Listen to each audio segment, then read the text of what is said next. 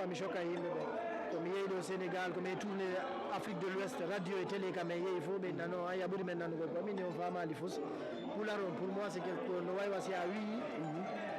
no waywa sa wii ke koko mi woni e hiwde hay kam mi woni ɗo so mi heɓaɓe ga ɓen no ɓe woliranta ɓiɓɓe maɓɓe ɓen ko ɗum ɗon tumi yiyata lawol koye vie privé goɗɗo si mi ɓiɗɗo pullo no heɓa ɓiɗɗo wolna on français ɗon kam wolande pular donc min gueɗe haala men kam ɗum ɗon no hitti moɗon kala ka woni ɗon haalgande no hannde ara no yiɗɗo noon meɗen kappanaf ɗo hannde noon meɗen wondi ɗo e ngaari e kalalde e nayyiri holno woni on woni aribo 7 fiiɓe anndaɓe kono lan annduɓe aribo ɓen no honno ɓurɓe aribo no ɓuura andede haray hay makji téléphone ji ɗe woni kolliɗen aribo a salminama ɓeyti seeɗa haray mi salminima musidɗo mi hewri keɓa mi andi siya e jaam ɓedarde vidéo wiide e jaam ari bo ko welo welo par ce que minen itti komin wonno ka laguine ka meɗen hani min daarayno on hande ko welo welo dardugol e maɗa o tintude e ma yewtide e maɗa e ɗum ɗo min on sengo on toon personnellement haray ko honno ko ɓuttu ɓerde molanaɗo ko addi kon taw ko encourage golma félicité ma e golle ko wonɗa wadde kon e woni ko waɗi ari bo ko woni kon par ce que minen koko ari bo kirɗenowo jama on ari bo ka facebook kanko violence ko ainsi de suite ko ɗum woni donc ari bo franchement prestation et courage e haray kadi mbiɗen welti ko jaɓɓuɗa argol ɗo tinɗoɗa yaɓe ɗin ɓuuri weltade fayda en fof ko ɓurade wontude ko famille on ko goto sona guiɗe donc voilà ko min ɓuuri weltade ha ɓolbi tan ɗo par ce que ɓe ɓoyno ɗum alors jama fuɗɗata ɗo ɓella o slogan ari bo fof ko pi ko gotum ko rendim fata rendi fata rendim fata no ko misal no waywa si a wi hittimma hin no waywa si a wi hittinde tan neeɓu ka wonɗa ɗo si woni e woni ɗo ha ɗo gayni ondude minnamama e hittina yaade yeeso kadi ko woni rendim fata yaade yeeso quoi ko non wayi ko misal bisimilla ma andi ari bo ko pullo ɓi pullo haala o pular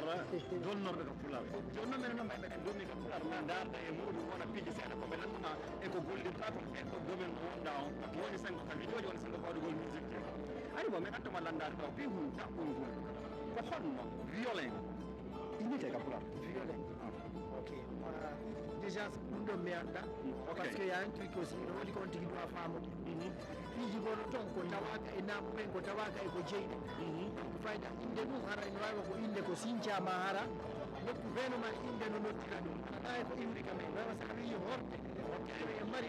horde voilà mais fof o instrument ko wonɗa fi mum ɗo minata ala kono ha si tawino wonɗi waylam ok landa dimmal ngal hari no ummere yeero ari bo no jogui guitar ari bo mene andi no o jogui me yeero ɗoji makko mo jogui guitar c'est ko haalirta anduɗa ko bon mi ko guitar e pular mi anda miɗo andi o ko nanditata e guitar ko joguiɗe ko wiyete ŋeŋeɗe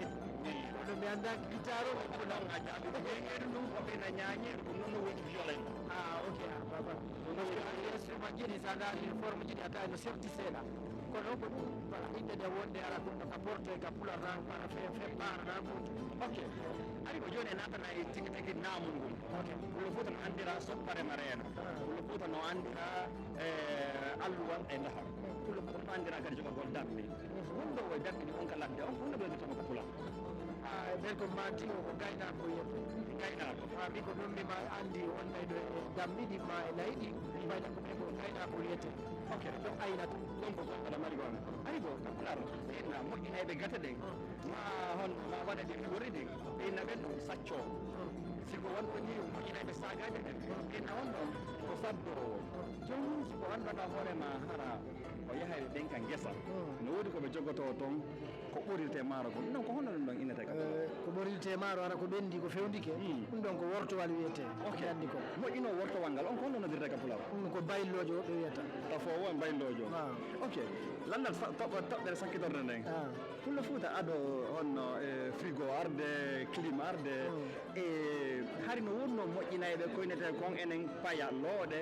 tabale sifanima piyi ɓe moƴƴinaɓe ɗon ko honno ɓe mbiyinte ɓay ɓe mari inde wono andi ɗo ɓe naɓe les artisanat honno ɓen ɗon innete woɓɓe no wi bon artisanat o sa ƴetti woɓɓe no wiye garanke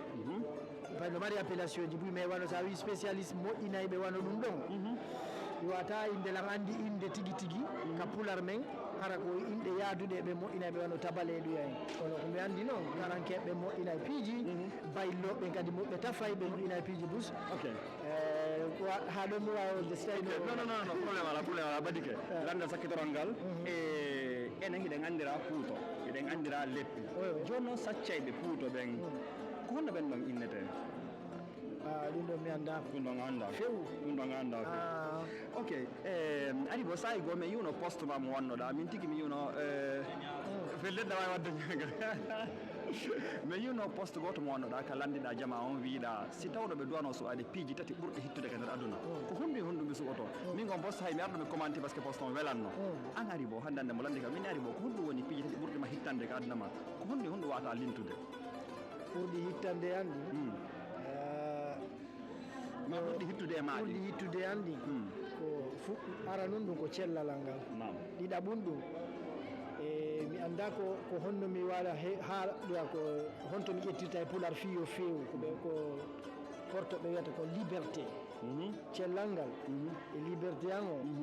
e gurdam ɗam par ce que piiji gono toon so ala andi kelan fiyam min tun ko fiyam min tun mi woltana fi wano miijoji an e faaleji an mais wano min ko ɓuuri hittude an ko ɗum ɗon kadi bisimilla ari bo haray min nani mi weltike mi weltori mi ɓeyta ɗon kadi miɗo welti ko tintoɗuɗen kon ko wonɗa wadde kon meɗen encouragement meɗen yeeɗi yo yaaru yeeso e kadi min yi kadi min andi pular ngal ko leyɗe porto wonɗa kono hiɗa duumi e mum ɓay piiji boya sifike ɗo wona fof ɓay hiɗen andi ka jama on déracine ngol no yaawi ha toon buyi ko noon chaque fois mi choka yimɓe ɓe komi yeeyi ɗo Sénégal komi tourné Afrique de l'Ouest radio et télé kam e yeeyi fof ɓe nano a ɓuuri men nannugol ko min on famali fos pular on pour moi c'est quelque no wawi wasi a wii no wawi wasi a wii kee